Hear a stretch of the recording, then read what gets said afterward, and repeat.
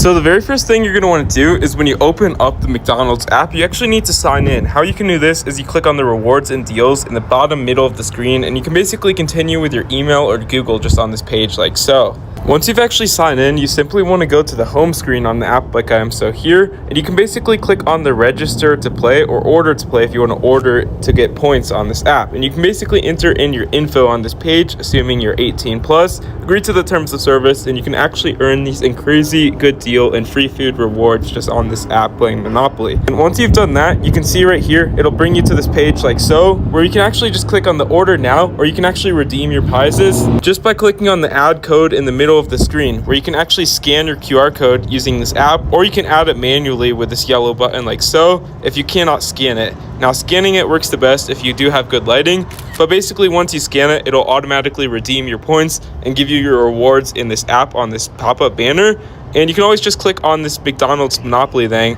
and you can see right here, if we click on register to play just on the home screen, it'll bring up the pop-up, and you can actually view all of your prizes, which you can claim so on this pop-up like so on the app. It's really easy to do, and yeah, you just need to agree to play and be 18 plus. But yeah, if you found this helpful, consider liking and subscribing down below.